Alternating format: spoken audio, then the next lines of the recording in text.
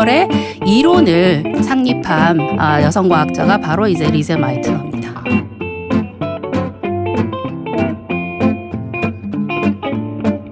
단 한 번도 휴머니티에 반하지 않은 물리학자다.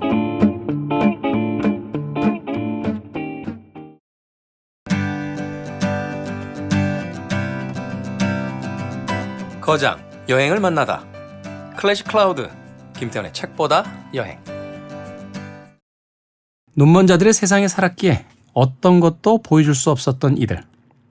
위대한 여성 과학자들도 아마 그중 하나일 겁니다. 오늘은 그런 이들을 만나는 여행길에 올라보도록 하겠습니다. 이 여행을 안내해 주실 박진희 교수님 나오셨습니다. 안녕하세요. 안녕하세요. 네, 반갑습니다. 반갑습니다. 교수님에 대해서 제가 간략하게만 프로필을 좀 소개를 해드리도록 하겠습니다. 서울대학교 물리학과를 졸업하셨고요. 베를린 공과대학교 과학기술사 박사를 받으셨습니다. 현재는 동국대학교 다르마 칼리지 교수로 재직 중에 계시고 책을 굉장히 많이 내셨습니다. 현대 과학의 쟁점, 세계를 바꾼 20가지 공학기술, 한국의 과학자 사회, 근대 엔지니어의 탄생, 근대 엔지니어의 성장 등 많은 책을 이제 공조로 내셨고요. 10의 제곱수, 테크노 페미니즘, 나노 바이오 테크놀로지 등을 우리말로 옮기셨습니다. 언제 공부하시고 언제 책을 이렇게 쓰십니까? 저도 몇 권의 그냥 졸졸을 낸 사람이긴 합니다만 이 책 쓰는 작업이 이렇게 만만치 않은데요. 네. 저희가 글을 쓰는 게 직업이다 보니까요. 어쩔 수 없이 여러 선생님들하고 이제 연구 주제로 해서 많이 책을 내기는 했는데 아직까지 제가 단독 저서가 없는 게 이제 앞으로 해야 될 일인 것 같습니다. 네. 자, 오늘은 이제 여성 과학자를 만나보는 시간을 3부에 걸쳐서 오늘부터 이제 출발을 해볼 텐데 저는 사실 이 시간을 이제 준비를 하면서 보내준 원고하고 이제 관련 서적을 보면서 이렇게 많은 여성 과학자들이 이렇게 많은 발명과 발견을 해냈는지에 대해서 사실 깜짝 놀랐거든요. 네. 더군다나 그 여성에게 어떤 근대적 교육을 허락했던 시기가 그렇게 얼마 되지 않는 것에 비하면은 사실은 퍼센테이지로 봤을 때 남자 과학자들의 숫자에 비해서 그렇게 적은 숫자가 아니라는 생각을 하게 됐었는데. 네, 짧은 시간으로 보자면 여성 과학자들의 활동이라고 하는 부분들이 급격하게 팽창이 된 거는 사실이죠. 특히는 이제 생물학 분야 같은 경우는 1950년대부터 시작해서 거의 학과 부분들에서 성별 비율이 그때부터 한 절반 비율 정도로 올라갔으니까요. 네. 그러니까 근데 대학에 진입을 시작을 한 거는 1901년 정도라고 봤을 때는 굉장히 빠른 성장이라고도 볼 수가 있었던 거죠. 그렇게 본다면 우리가 과거에서부터 은연중에 들어왔던 얘기들, 여성은 과학에 능력이 없다라고 하는 얘기가 사실은 그렇지 못하다라고 하는 것들을 반증하는 것이기도 합니다. 사실. 몇 세기 전만 해도 여자는 글도 못 배운다라고 했던 이야기도 있었지 않습니까? 그러니까 사실은 공식적으로 1901년 정도가 이제 대학의 문을 열었다고 하지만 사회적인 어떤 편견에 하에서 자유롭게 여성이 대학에 가겠다고 주장할 수 있었던 건 훨씬 더 후의 일이니까. 그렇죠. 그런 퍼센테이지로 따진다라면 사실 제가 이제 이번 시간을 통해서 이제 알게 된 그 과학자들의 어떤 그 성과라든지 그 숫자가 결코 적은 것이 아니다라는 생각을 다시 한번 해보게 됐습니다. 오늘 첫 번째 시간 어떤 과학자부터 만나봅니까? 예, 우리가 이 물리학 쪽에서 특히 이제 여성이 좀 작기는 한데 이 현대 물리학 쪽으로 올라오게 되면 이 현대 물리학을 특히 이제 원자핵 물리학 같은 경우에 있어서는 창시자가 사실 이제 여러분들이 잘 아시는 마리 퀴리부터 시작을 한다라고 보여지거든요. 그렇죠. 근데 이제 마리 퀴리에 이어서 잘 알려져 있지 않은 또 한 명의 그 원자핵을 우리가 실제로 들여다볼 수 있는 그 문을 열어준 또 한 명의 여성 과학자가 있습니다. 그러니까 네. 리제 마이트너, 즉 이제 오스트리아 출신의 그리고 이제 독일에서 활동하신 분인데 리제 마이트너. 네, 리제 마이트너가 오늘 첫 번째 여행을 하게 될 주인공이 되겠습니다. 그러니까 물리학에서도 이제 원자 쪽에 관련된 분야니까 이건 말하자면 이제 사물을 구성하는 최소한의 단위를 이제 찾아 들어가는 그 과학 기술이 사실 이제 마리 퀴리부터 시작을 해서 오늘은 이제 소개될 리제 마이트너로 이제 오게 된다라고 이야기를 해 주셨습니다. 몇 년도 정도의 그 활동을 했던 과학자입니까? 1905년에 이제 맥스웰 전기전도에 관한 그 논문으로 박사 학위를 하고 본격적으로 그 우리가 이제 리제 마이트너는 사실상 그 노벨상 수상을 하지 못한 귀운의 여성 과학자의 제1 그 모델로 알려져 있는데 사실 이 성과에 대한 연구를 시작한 거는 1917년이라고 얘기를 할 수가 있을 것 같습니다. 그러니까 이 노벨 화학상으로 수상을 한 오토 한과 직접 이제 그 원자 핵 지금 그 우리가 사용하고 있는 원자력 발전소의 가장 기본적인 그 이론이라고 하는 부분들이 이게 원자 핵 자체가 쪼개질 수 있다라고 하는 것이거든요. 네. 근데 이제 그런 그 원자 핵이 쪼개질 수 있다라고 하는 그 핵 분열의 이론을 창립한 여성 과학자가 바로 이제 리제 마이트너입니다. 그러니까 원자의 핵이 쪼개질 수 있기 때문에 그것이 그 쪼개지는 분열과 폭발을 통해서 에너지를 생성해낼 수 있다는 걸. 네. 에너지 생성의 부분들에 대해서는 네. 그것을 이제 연구하는 어떤 기초 이론을 만든 과학자다. 네네. 사실 이제 이것의 가장 기본적인 그 이론이라고 한다면 E 이퀄 MC 제곱이라고 하는 아인슈타인의 상대성 이론이 들어가긴 하지만 그러니까 물질 자체가 원자 핵 물질을 대상으로 해서 실험을 하면서 그 실험을 통해서 바로 E 이퀄 MC 제곱이라고 하는 것들이 원자 구조 내에서 어떤 식으로 작동하는지를 최초로 규명한 그런 학자다 이렇게 그 생각을 하시면 될 것 같습니다. 그렇군요. 근데 그 20세기 초반에 이제 주요 활동들을 이제 하게 되는데 그렇다면 이제 19세기에 이제 출발한 그런 과학자일 텐데 당시만 해도 여성들에게 과학이라는 분야가 이렇게 문을 활짝 열어준 분야는 아니었잖아요. 어떤 그 성장기 또 어떤 계기를 통해서 이제 물리학자의 길에 뛰어들게 됐는지 그 부분을 좀 설명을 좀 해 주십시오. 네, 되게 오늘부터 시작해서 제가 이제 3명의 여성 과학자를 소개를 해 드릴 텐데요.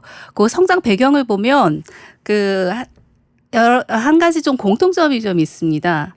일단 그 여성 과학자가 그 어려운 그 자신이 이제 과학의 길을 가겠다라고 할 때는 부모님들의 적극적인 지원이 좀 필요했었던 것 같습니다. 이 시기였다면 특별히 그랬겠죠. 예. 네. 그래서 그 부모님들 뭐 리제 마이트너도 마찬가지로 그 부모님들이 위대계의 집안인데 굉장히 그 뭐랄까 진보적인 교육관들을 가지고 계셨고요. 네. 그리고 이제 여성도 이제 교육을 받아야 된다라고 하는 것에 대해서는 그 굳은 그러니까 신념들을 가지고 있었고 그래서 이제 그 마이트너가 그 오스트리아에서도 이제 공부를 하지만 뒤에 이제 본격적으로 물리 쪽에 좀 더 이제 연구를 하겠다라고 해서 이제 독일 유학을 결심을 하는데 네. 그 독일 유학도 이제 아버지의 적극적인 지원이 있었기 때문에 이제 가능했던 부분들이 있죠. 네. 참 그 정도만 해도 그 대단한 집안이라는 생각이 드는데 뭐 공부를 일단 시키겠다라는 것도 대단하지만 그 당시에 어떤 유행 같은 걸 보면 되게 여성들에게 이제 문을 열어주는 학문들은 뭐 선생님이 된다거나 뭐 문학 쪽이라거나 뭐 이런 쪽이었을 텐데 이제 과학 쪽을 지원을 해줬다는 것도 참 대단한 진보적인 부모님들이었다고 볼 수 있는 거네요. 그렇죠.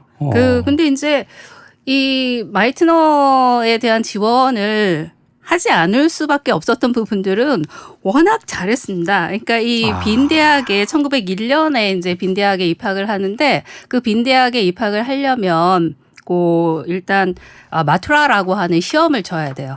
근데 말하자면 이제 입학 시험이군요. 입학 시험이 있는데 그 마투라 시험에 그때 이제 14명이 그 지원을 했는데 그 중에 4명만 합격을 하거든요. 네. 근데 그 4명 합격 중에 이제 최우수로 이제 통과를 했고 그러고 이제 처음부터 물리학을 하고자 했던 부분들은 아니었고 일단 이제 물리 쪽에 이제 관심이 있었다라고 했는데 그러니까 전공을 또 요 이후에 이제 핵분열이라든가 뭐 이것과 연동해 가지고 본격적으로 이제 물리 공부를 시작을 하게 되는 거는 사실 이제 또 이 여성 과학자들이 그 자신의 전공을 찾는 데는 선생님을 누구를 만났느냐 하는 부분들도 좀 그 결정적 역할을 하기도 합니다. 그러니까 그 중에 이제 첫 번째는 그 마이트너가 처음으로 그 사사받은 선생님이 이 물리학계에서 통계학의 아버지라고 일컫는 볼츠만 교수가 있습니다. 그래서 그 볼츠만 교수의 이제 영향을 받아가지고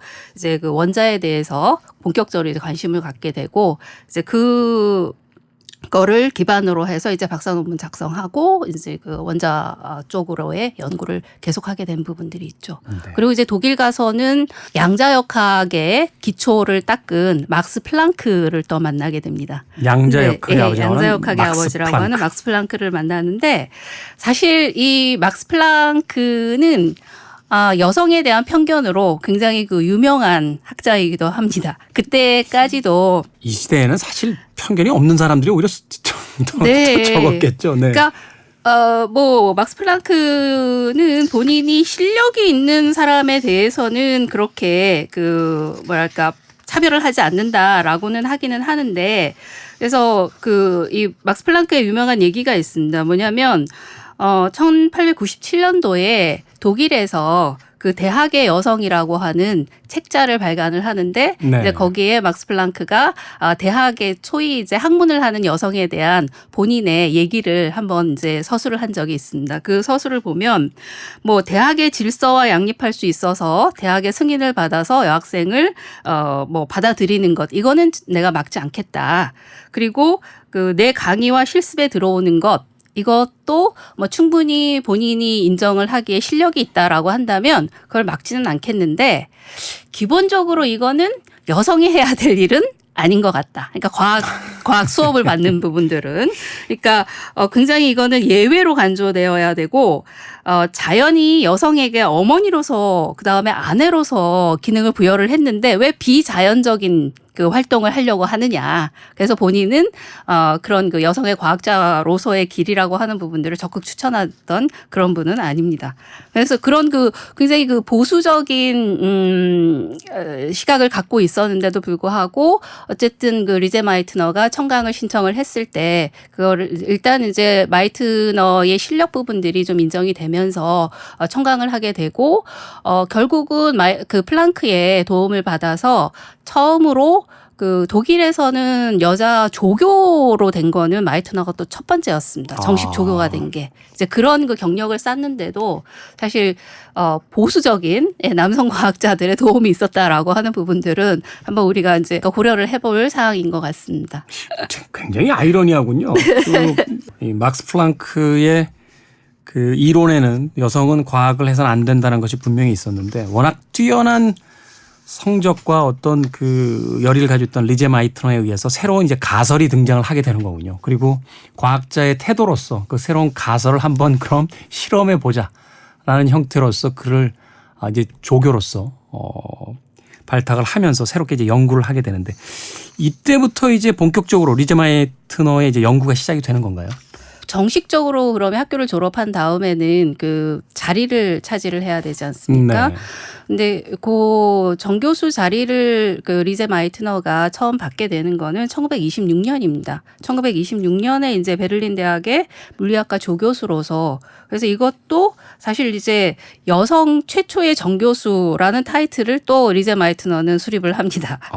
이 과학계에서 굉장히 중요한 인물이군요. 리제 마이트너가. 네. 그 실력도 인정을 받았던 네. 사람이고요. 그래서 26년에 이제 조교수로 정식으로 임명이 되는데 그 전에 그 1918년도에 카이저 비렐름 연구소라고 지금 이제 그 막스 플랑크 연구소의 아마 전신 연구소 우리로 치면 이제 국립 출연 연구소가 되는 부분들이죠. 네. 이제 국립 연구소의 연구원으로 들어가면서 그때 이제 고 당시가 여러 과학자들 간의 이제 연구 단위에서 그러니까 원자의 구조들을 규명을 하는 그런 연구들이 시작이 됐었던 것인데 이제 화학자인 오토 한하고 카이저 빌헬름 연구소에서 처음 이제 연구를 시작을 하게 됩니다. 공동 연구를 이제 공동 연구를 시작을 하게 되는 시작을 하게 되는 거군요.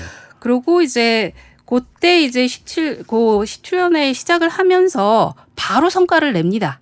바로. 네. 그리고 이제 1922년도에 또 이제 마이트너는 또 하나 원자 구조의 중요한 그 시각을 담아낼 수 있는 원자핵 내에서의 현상을 발견을 하는데 이름은 이제 오제 효과로 되어 있죠. 이 오제는 동시 발견을 한 프랑스 과학자 이름이 붙어서 오제 효과인데 네. 사실 이거는 비공식적으로는 마이트너가 단독으로 먼저 이 프랑스 과학자보다는 먼저 발견된 걸로 그렇게 알려져 있습니다. 이제 이름은 이제 오제로 붙여진 그런 사실도 하나가 있고요. 자, 이런 활동들이 굉장히 이제 활발하게 이루어지면서 연구 성과를 내기 시작합니다. 이 리제 마이트너는 사실은 앞서서 제가 몇 분 전에 소개받았을 때부터 느낌은 뭐냐면 조금 비현실적인 게 공부도 출발부터 너무 잘해가지고 연구를 하자마자 성과를 내기 시작하고 그러면 이 시대에 뭐 가장 뛰어난 어떤 명망 있는 이제 과학자로서의 어떤 자기 경력을 만들어 나가기 시작하는 건가요? 몇 가지 실험들을 통해서 물리학계 내에서는 마이트너의 그 연구 능력이라든가 그다음에 이 원자핵 분야에서 그 마이트너가 앞으로 더 새로운 이론도 이제 발견할 수 있을 것이다라고 하는 그 기대 부분들은 있었던 것 같아요.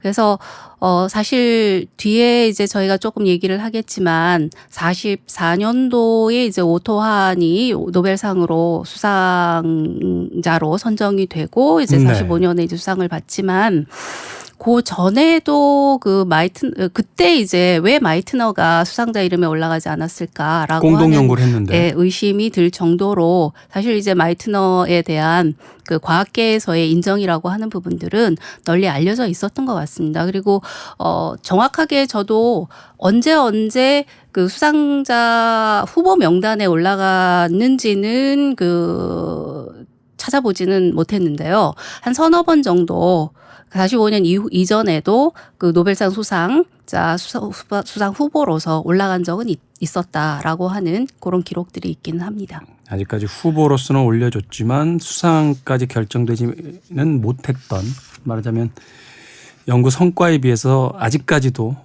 그 여성에 대한 차별적 시선에선 자유롭지 못했던 뭐 그런 시대였다라고 볼 수 있겠네요. 또 하나 뒤에 이제 노벨상 수상의 어떤 그 바깥에서 보는 거하고 조금 또 차이들이 좀 있었던 측면들도 있긴 한데요. 뭐 연구 성과가 이게 뭐냐면 그 마이트너가 노벨상으로 또 수상받지 못했다라고 하는 부분들에 있어서는 그 오토한이 수상을 받은 것은 노벨 화학상으로 받았습니다. 근데 이제 오토한과 그 마이트너는 물리학자이잖아요. 그러니까 네. 물리학하고 그다음에 화학하고 이게 공동의 연구가 되는데 네. 그 공동 연구 부분들에 대한 수상을 어떻게 할지에 대한 관행들이 또 없으면서 그런 측면들도 있었고 또 하나는 그 오토한이 결정적으로 이 수상이 되는 논문을 발표를 할 때 그 논문 발표에 이 마이트너는 그 유대인이었기 때문에 오토한은 이제 나치 시대의 그 독일 화학자로 있었고, 네. 예, 그러다 보니까 그 논문에 그 마이트너의 이름이 올라가지 않으면서 실제로 이제 수상의 그 기본이 되는 그 논문의 이름이 공식화되지 않으면서 위원회에서 이제 이름을 빠뜨리게 되는 이제 그런 그 상황도 있게 되죠. 이게 마이트너의 일생에서는 또 하나 이 본인이 연구하던 그 시기가 바로 나치 정권 하에 있었다라고 하는 것이 결정적으로 업적을 인정받는데도 큰 그 영향을 끼치게 됩니다. 왜냐하면 38년도에 결정적으로 이제 핵분열에 그 실험을 성공을 하고 핵분열 실험에 성공을 하고 그 핵분열이 그동안의 물리학계에서 갖고 있던 이론으로는 규명이 안 되는 부분들이고 그래서 이제 핵분열에 대한 기초 수식 부분들을 그 마이트너가 완성을 하는데 그 완성하던 시기가 38년도는 이미 스웨덴으로 망명을 신청을 해서 독일 바깥에 있었던 상황이었죠. 그 바깥에 있으면서 이제 오토한하고 서신 교환을 하면서 그 핵분열 그 이론을 완성을 해 나가던 그 시기였습니다.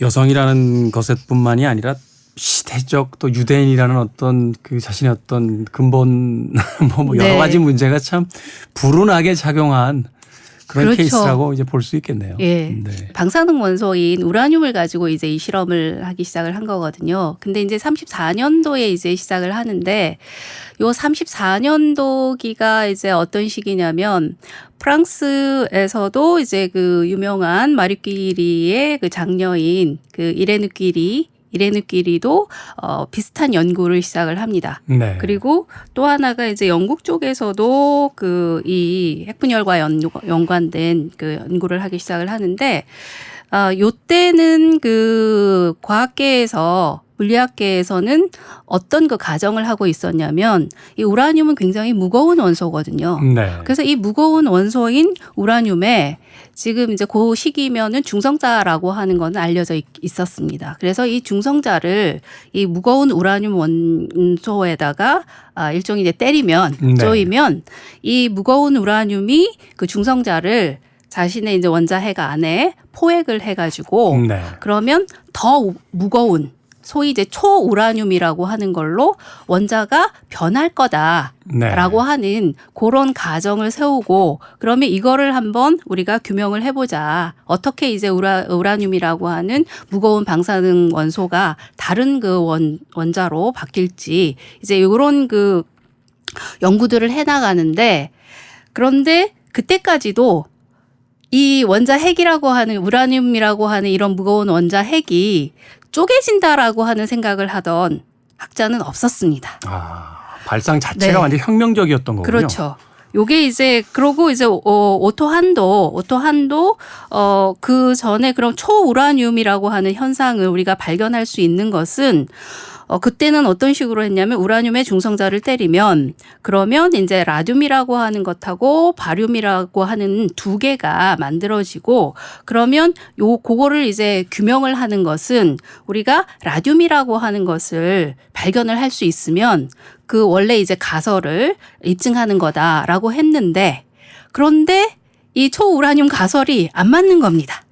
맞지를 않고 실험을 해봤더니 이제 그 우라늄보다 훨씬 더 가벼운 입자들이 만들어지는 거예요. 바륨은 그 우라늄보다 가벼운 원자였거든요. 하나의 요소를 더 했는데도 불구하고. 네. 더 이제 라듐이라고 하는 것이 만들어지지 않고 바륨이라고 하는 것만 만들어지고 또 다른 이제 그 바륨과 비슷한 또 다른 원자의 그것은 이제 명확하게 그때 이제 규정이 되진 않았지만 뭔가 그 방사능 원소가 또 하나 만들어지더라라고 하는 것까지는 뭔지 모르겠는데 그게 발견이 됐다라고 하는 거예요. 실험을 하다 보니까 데이터는 과설하고 계속 맞지를 않는 겁니다.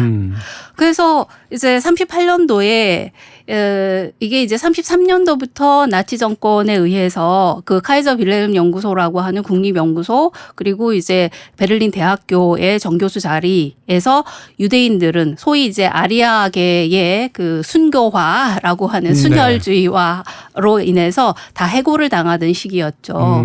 그래서 그때 이제 원래 마이트너는 설마 나를 쫓아낼까라고 이렇게 많은 상을 받고 연구를 했는데 그런 그것들도 있어서 본인은 이제 별로 걱정을 안 하고 그때까지도 이제 어떻게 있어볼 수 있지 않을까 이렇게 했는데 사실은 이제 마이트너 동료들이 더 거기 있으면 안 된다. 그래서 망명 그 소위 이제 망명 프로젝트를 개시를 합니다. 네. 거기에 이제 그 닐스 보어와 같은 유명한 과학자가 또 참여하기도 하고요. 그래서 이미 이제 38년도에는 스웨덴으로 일종의 이제 도망을 나와 있는 상황이었죠. 그렇죠.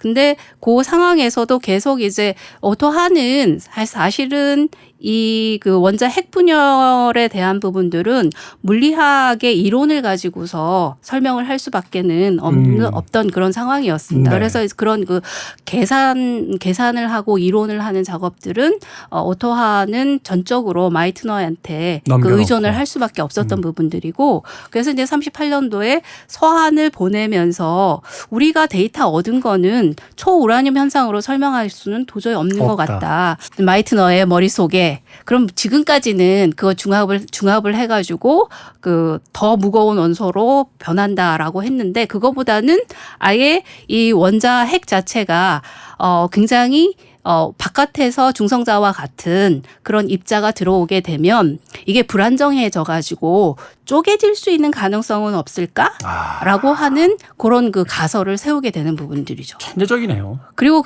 사실 이제 그 가설이라고 하는 부분들은 누구의 그 이론에서 영감을 얻기 시작을 하냐면 닐스 보어가 그 당시에 원자 구조를 얘기를 할 때 소위 이제 물방울 모양이라고 하는 네. 원자핵 물방울 모양이라고 하는 그런 가설을 내놓은 바가 있습니다. 근데 그러면 물방울이라고 한다면 그거는 굉장히 또 작은 물방울로 두 개로 쪼개질 수 있다라고 하는 그런 아이디어를 이제 퍼뜩 그 생각을 하게 된 거죠, 마이트너가. 그리고는 이제 바로 아인슈타인의 이제 상대성 이론 E=mc 제곱이라고 하는 것들의 수식에 맞추어서 그럼 이게 쪼개진다라고 한다면 질량의 변화가 있고 그럼 그 질량의 변화라고 하는 부분들이 어떤 의미에서 이런 핵분열을 가능하게 한다라고 하는 걸로 이제 수식적으로 완성을 하게 되죠. 예, 제가 또 이제 무식한 예를 하나 들어보면 어떤 반에 아이들이 한 8명 정도 있는데 새로 전학생이 하나 들어가면 그러면 9명이 되니까 더 사람들이 많고 무거워지지 않겠냐라고 생각했는데 그게 아니라 그러니까 네. 한 반에 9명이 똘똘 뭉칠 줄 알았더니 셋씩 나눠져서 서로 네. 소규모로 나눠져 버리는 이런 현상들이 이제 생기게 됐다. 네. 뭐 우라늄에 가다다는 그게 이제 연속적으로 일어나게 됩니다. 그러니까 우라늄이 이제 중성자를 포획을 하게 되면 절반으로 일단 쪼개집니다. 그 절반으로 쪼개지면서 거기에서 이제 다시 중성자가 또 나오게 됩니다.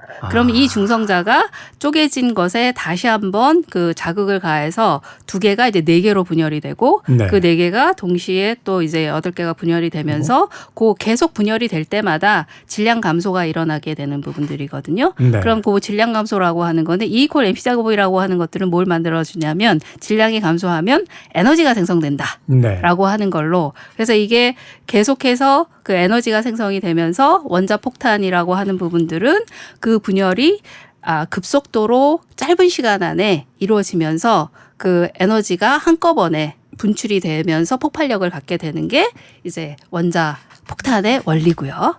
그다음에 원자력 발전소는 이 분열 현상 부분들을 지체를 시킵니다. 천천히. 네, 천천히. 이 이제 쪼개지면서 나오는 중성자 속도를 지금 이제 우리나라 같은 경우는 이제 물을 이용을 해서 그 중성자가 다른 그 핵을 칠 때 좀 천천히 가라. 라고 하는 식으로. 그러면 한 뭐 지금 보자면 우리는 365일 그 원자력 발전소를 돌리고 있지 않습니까? 네. 그럼 365일 동안에 그 분열이 서서히 일어나면서 네. 예, 거기서 이제 조금씩의 그 물질 감소를 하면서 그게 이제 증기를 만들어내고 그 증기를 가지고서 터빈을 돌리고 그걸로 이제 전기가 생성되는 게 원자력 발전소의 원리가 되는 부분들이죠. 그러니까 결국 이제 그게 이제 속도네요. 속도의 차이죠. 네. 욱 하고 나오면 이제 주먹이 날아가는 상황인 거고. 그렇죠. 서서히 끌어올리면서 이제 체온 상승되면서 열이 받기 시작하는 이 어떤 현상이 폭탄이냐 발전소냐의 형태로서 이제 나눠지게 되는. 네. 그렇게 되는 겁니다.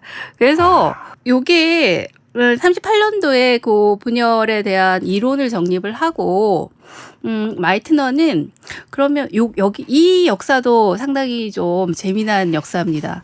그러면 마이트너가 원래 이제 오토 한하고 계속 그 작업을 해왔기 때문에 네. 아마도 제 생각에는 독일을 떠나지 않았다라고 한다면 그러면 오토 한과 논문을 작성을 했을 수도 있을 겁니다. 네. 그런데 일단 38년도에 그 본인의 그 핵물리 이론에 대한 전개는 안타깝게도 이제 프리쉬라고 하는 그 다른 물리학자하고 네. 논문을 만들어서 핵분열 논문을 공식으로 이제 38년도에 발표를 하게 됩니다. 그리고 오토 한은 화학 실험의 개념에 따라서 본인이 또 슈트라스만이라고 하는 같은 이제 동료하고 또 논문을 따로 발표를 하게 됩니다. 그리고 이제 이 논문은 독일 내에서 이제 발표가 되면서 이 마이트너의 이름이 올라가지 않은 거고 이 논문에 따라서 이제 나중에 이제 노벨상 수상이 결정이 됐던 부분들이죠. 참, 시대의 어떤 불화가 한 위대한 과학자에게서 그 영예를 뺏어간 그런 어떤 예라고 볼 수 있겠네요. 마이트너의 이름을 지우기 시작했던 부분들은 사실 45년 이후에 네. 오토 한이 약간 그 과학계 내에서 화학자로서 본인이 좀 따돌림을 받는다라고 하는 그런 느낌이 들었던 것 같아요. 뭐가 있었냐면 이 핵분열 이론이라고 하는 부분들은 물리학 이론이었거든요. 네. 근데 요게 그 사실 이제 핵분열 이론이라고 하는 것들을 뒷받침해 준 거는 오토 한의 그 화학 실험이 있었기 때문에 네. 가능했던 부분들인데, 그럼 오토 한의 핵분열이라고 하는 걸로 사람들에게도 알려질 만도 한데 네. 이게 이제 45년 이후로 해가지고 자신의 그 기여도는 별로 그 부각이 안 되고 물리학계 내에서 그 이 마이트너의 핵분열 이론 뭐 이런 걸로만 또 알려지다 보니까 본인도 거슬렸던 모양이에요. 그래서 한동안 그 오토 한이 마이트너의 기여가 없었다 이렇게 또 얘기를 하고 다녔다라고 합니다. 요게 이제 잠깐 동안에 물리학계와 또 화학계의 싸움이라는 것도 것들도 있습니다. 복잡하군요. 단순하게 연구의 성과만이 네. 있다라고 해서 되는 문제는 아닌 것 같고. 네, 그런 그것도 있었는데 그거는 이제 약간 좀 잠깐의 에피소드였던 것 같고요. 네. 그래서 그게 이제 68년도 이후로 해가지고는 사실 물론 이제 마이트너가 수상을 하면서 왜 내 이름이 안 올라갔을까라고 하는 것에 대한 내가 그렇게 기여를 했는데 그걸 알아주지 못했다라고 하는 것을 이제 서신으로 남기고, 그러니까 공개는 하지 않았다라고 해요.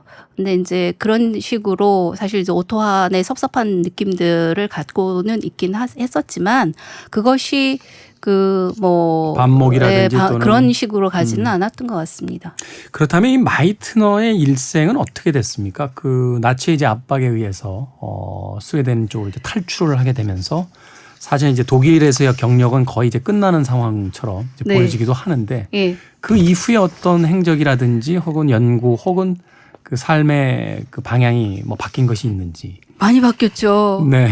그 카이저 윌헬름 연구소에서의 지위와 이제 베를린에서의 그 정교수 지위는 상당히 높은 지위였거든요. 그렇죠. 근데 이제 스웨덴에서도 그 연구소에 그 일단 몸을 담기는 합니다.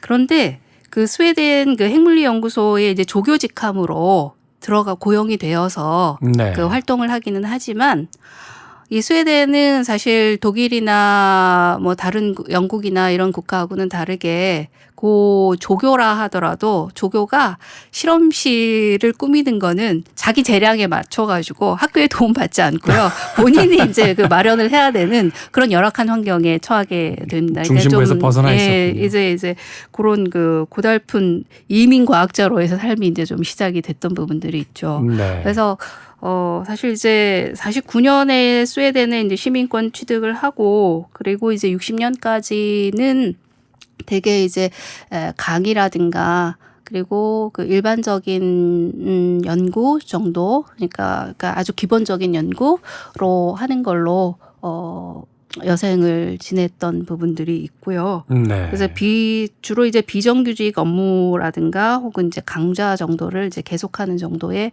삶을 살았고 38년 이전에 그 아주 왕성한 그 연구자로서의 업적을 남기기에는 환경 자체가 정말 열악해져 버렸던 부분들이죠.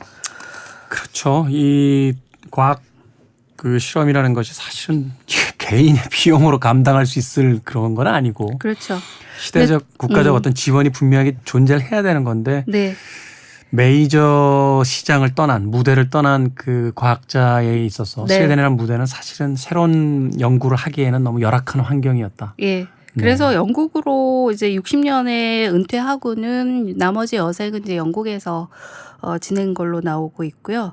근데 사실 이제 마이트너는 굉장히 뭐 자신의 업적들을 바깥으로 이제 공표한다거나 하는 아주 적극적인 그 삶은 아니었기 때문에 사실 그러니까 자전적인 그 자서전을 남긴지는 못했고, 근데 한 가지 더 말씀을 드려야 되는 부분들은 제가 생각하기에는 이게 여성 과학자였기 때문에 가능하지 않았을까 싶은데 이 독일에 대한 그 나치 정권을 끝내기 위해서 사실 이제 원자 폭탄 프로젝트가 진행이 되지 진행이 않습니까? 되죠. 네. 그래서 42년도에 사실은 마이트너에게도 그쪽으로 프로젝트에 합류해 달라라고 하는 요청이 옵니다. 네. 그렇지만 그것은 이제 반대를 하죠.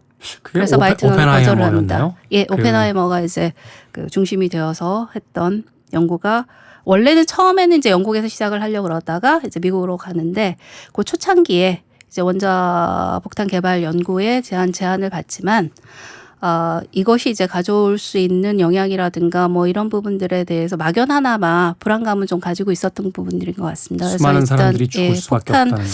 그래서 이제 폭탄 그 업무에는 관여를 하지 않았던. 그래서 사실 이제 비명에는 그런 식으로 적혀 있다고 그래요. 그 리제 마이트너는 단 한 번도 휴머니티에 반하지 않은 물리학자다. 이런 그 비명이 새겨져 있다라고 합니다. 그렇군요. 자신의 과학적 성과가 결코 인류를 위협하는 방식으로서 사용돼서는 안 된다는 어떤 인류애적 입장을 끝까지 잃지 않았던 사실은 쉽지 않은 결정이었을 것 같아요. 변방으로 밀려나 있는 그녀에게 있어서는 어떻게 보면 다시 주류가 될 수 있는 아주 좋은 그렇죠. 훌륭한 기회였을 텐데 네. 그 기회의 순간에도 결코 인류에 대한 자신의 기본적인 철학을 잃지 않았던 과학자였다. 그러네요. 제가 사실 끝까지 다 보진 못했습니다만 그 한때 오펜하이머에 대한 그 이 평전이 나와서 프로메테우스인가요? 그래서 그 흥미롭게 이제 읽었던 그런 기억이 있는데 그 이면에는 바로 그 연구에 참여하지 않았던 또 다른 물리학자 리제 마이트너가 있었다는 걸 네. 오늘 새롭게 또 알게 됐습니다.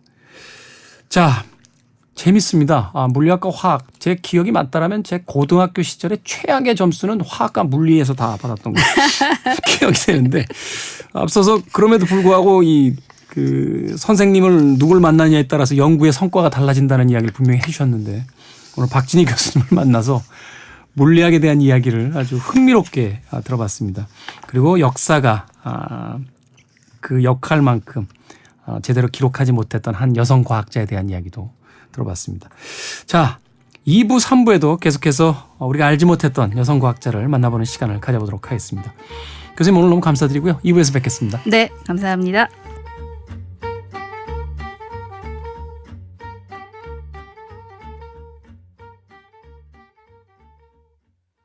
오늘 방송 어떠셨나요? 재밌게 들으셨다면 구독하기, 혼자 듣기 아까우시면 공유하기로 마음을 표현해주세요. 아르테 출판사 클래식 클라우드와 함께하는 김태훈의 책보다 여행은 여러분의 성원으로 계속됩니다.